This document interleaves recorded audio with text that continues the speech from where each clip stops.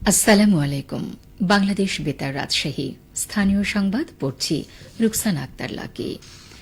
প্রধান উপদেষ্টা ড মোহাম্মদ ইউনুস দেশের অর্থনীতির বিভিন্ন গুরুত্বপূর্ণ ইস্যু নিয়ে আজ বিকেলে ব্যবসায়ীদের সঙ্গে সংলাপে বসবেন। ইন্টারন্যাশনাল চেম্বার অব কমার্স বাংলাদেশের উদ্যোগে রাজধানীর হোটেল ইন্টারকন্টিনেন্টালে ন্যাশনাল বিজনেস ডায়ালগ শীর্ষক এ সংলাপে প্রধান অতিথি থাকবেন তিনি। এতে সভাপতিত্ব করবেন আইসিসি সভাপতি মাহবুবুর রহমান। জাতীয় পর্যায়ের এই সংলাপে ব্যবসায়ীদের 15টি সংগঠনের উদ্যোক্তারা কথা বলবেন বলে জানা গেছে।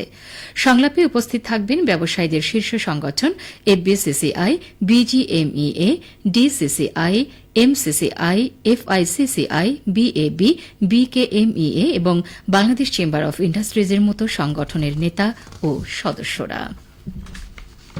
শ্রমিকরা যেন তাদের সব অসন্তোষ ও অভিযোগ নির্বিঘ্নে সরকারের কাছে পৌঁছতে পারেন সেজন্য হেল্পলাইন চালু করেছে শ্রম ও কর্মসংস্থান মন্ত্রণালয়। টোল ফ্রি 16357 এই নম্বরে কল করে যেকোনো শ্রমিক তার অভিযোগ দায়ের করতে পারবেন। আজ শ্রম ও কর্মসংস্থান মন্ত্রণালয়ের জনসংযোগ বিভাগ থেকে এ সংক্রান্ত একটি নির্দেশনা জারি করা হয়েছে।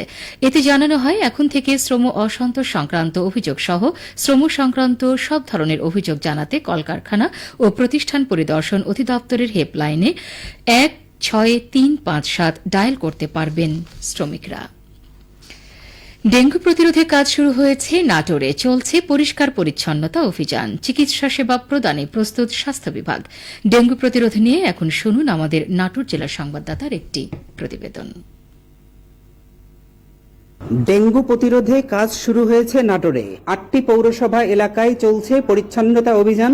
স্থানীয় সরকার বিভাগের উপপরিচালক, নাটোর পৌরসভার প্রশাসক ও ভারপ্রাপ্ত জেলা প্রশাসক মোহাম্মদ মাসুদুর রহমান বললেন, ডেঙ্গু প্রতিরোধে সপ্তাহব্যাপী পরিষ্কার পরিচ্ছন্নতা শুরু হয়েছে নাটোরের 8টি পৌরসভাতে। পৌরসভার এই পরিচ্ছন্নতা অভিযান গত শনিবার থেকে শুরু হয়েছে, 7 দিন ব্যাপী চলবে।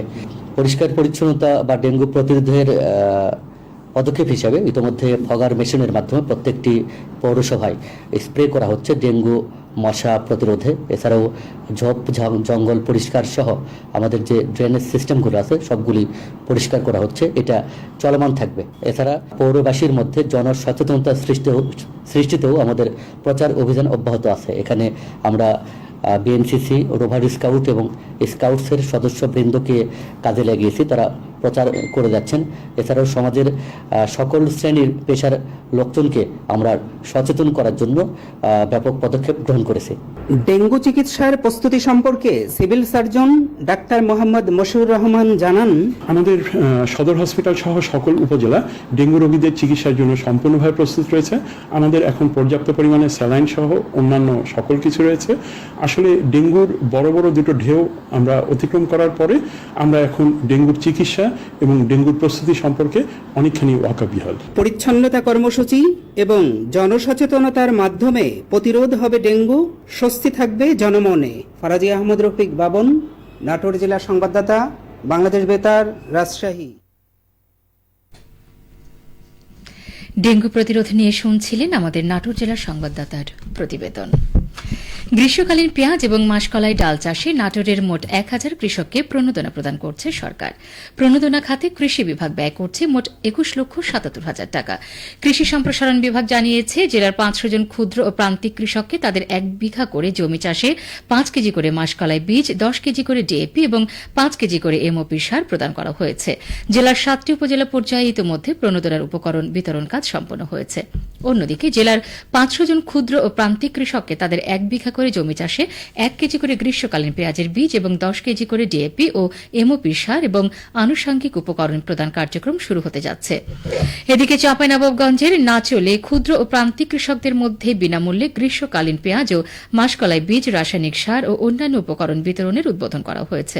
গতকাল নাচের উপজেলা পরিষদ চত্বরে বিতরণের উদ্বোধন করেন উপজেলা নির্বাহী অফিসার নীলুফা সরকার।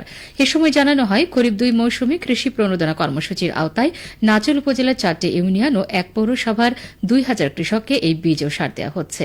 এর মধ্যে 1450 জন কৃষককে মাসকলাই ও 550 জন কৃষকের মধ্যে পেঁয়াজের বীজ, রাসায়নিক সার ও অন্যান্য উপকরণ বিতরণ করা হচ্ছে। সবশেষে আবহাওয়া। আজ দুপুর 2টায় রাজশাহীতে তাপমাত্রা ছিল 35 ডিগ্রি সেলসিয়াস। এ সময় বাতাসে আপেক্ষিক আর্দ্রতার পরিমাণ ছিল 65%।